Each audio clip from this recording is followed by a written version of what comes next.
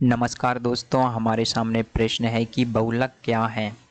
किन्हीं दो प्रकार के यौगिकों के नाम लिखिए जो बहुलक हों। हमें ये बताना है कि बहुलक क्या होते हैं और ऐसे दो यौगिकों के नाम लिखने हैं जो बहुलक होते हैं। तो दोस्तों बहुलक क्या होता है। दोस्तों बहुलक को इंग्लिश में बोला जाता है पॉलीमर, जो कि ग्रीक भाषा के दो शब्दों से मिलकर के बना होता है। एक होता है आपके पॉली और दूसरा होता है आपके मर। इनके अर्थ क्या होते हैं दोस्तों। पॉली का अर्थ होता है अनेक एवं मर का अर्थ होता है भाग। तो इसी के आधार पर आपके जो बहुलक है उसकी परिभाषा दी जाती है कि दोस्तों अनेक छोटे छोटे एकलक मिलकर के एक बड़ी इकाई बनाते हैं। उस बड़ी इकाई को बहुलक कहा जाता है। तो दोस्तों इसकी परिभाषा ये होगी कि जो अनेक छोटे छोटे क्या होते हैं एकलक। एकलक माने तो क्या बोल सकते हैं आपकी छोटी छोटी जो इकाइयाँ होती हैं एकलक, वो मिलकर के एक बड़ी इकाई बनाते हैं जिसको आप क्या बोलते हैं दोस्तों बहुलक। तो इस प्रकार आपके बहुलक की परिभाषा होती है। बहुलक ग्रीक भाषा के दो शब्दों से मिलकर बना है। पॉली प्लस मर। पॉली का अर्थ है अनेक, मर का अर्थ है भाग। तो मतलब अनेक छोटे छोटे टुकड़े मिलकर के एक बड़ी इकाई बनाते हैं जिसे बहुलक कहा जाता है। तो दोस्तों क्या होता है कि अनेक छोटी छोटी इकाई मिलकर के एक बड़ी इकाई बनाते हैं। इकाई या श्रृंखला बनाते हैं। आप इसको श्रृंखला भी बोल सकते हैं। इकाई या श्रृंखला बनाते हैं जिसको आप बहुलक कहते हैं। तो दोस्तों बहुलक में क्या होता है हजारों एकलक, हजारों एवं लाखों एकलक मिलकर के एक बड़ी इकाई बनाते हैं जिसको आप बहुलक कहते हैं। इसके हमको प्रश्न में ये भी पूछा गया है कि आप यहाँ पर देख सकते हैं किन्हीं दो प्रकार के यौगिकों के नाम लिखिए जो बहुलक हो।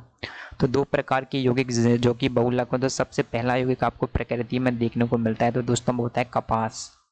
आप लोगों ने देखा होगा कि कपास से क्या किया जाता है, आपके सूती वस्त्र बनाए जाते हैं। लेकिन आपका जो कपास होता है वो क्या होता है, एक बहुलक होता है। और जिसका एकलक क्या होता है आपके सेलुलोज।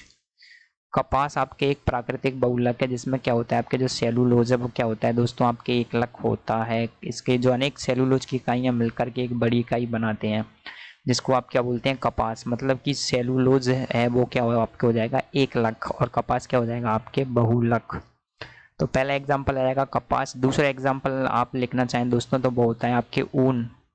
ऊन भी आपके एक क्या है बहुलक है। तीसरा एग्जाम्पल लिखना चाहें दोस्तों तो आप लिख सकते हैं रेशम। रेशम भी आपके एक बहुलक है। चौथा एग्जाम्पल हम लिखेंगे कृत्रिम। तो आप लोगों ने टेफ्लॉन का नाम सुना होगा जिससे में क्या होता है खाना बनाते हैं तो क्या होता है खाना चिपकता नहीं है। तो जो आपका टेफ्लॉन होता है दोस्तों जिसको आप बोलते हैं पॉली टेट्राफ्लोरोएथीन, वो क्या होता है आपके एक बहुलक होता है और इसका एकलक होता है आपके कार्बन कार्बन। ये आपके जो एथीन में यदि आप दो फ्लोरीन जोड़ देंगे प्रत्येक कार्बन पर दो दो, तो आपके जो फ्लोरोएथीन होती है इसको ये इसका एकलक होता है। टेट्राफ्लोरोएथीन होती है दोस्तों आपके वो क्या होता है इसका एकलक होता है। और ये टेफ्लॉन क्या होता है इसका बहुलक होता है। और ये किस में काम आता है, नॉन स्टिकी बर्तन जिसमें खाना नहीं चिपकता है उसको बनाने में। तो हमने इस प्रश्न में जाना बहुलक की परिभाषा एवं दो यौगिक जो कि बहुलक होते हैं। लेकिन हमने तो यहाँ पर चार यौगिकों के नाम देख लिए। उम्मीद है इस प्रश्न का उत्तर आपको समझ में आया होगा। Thank you.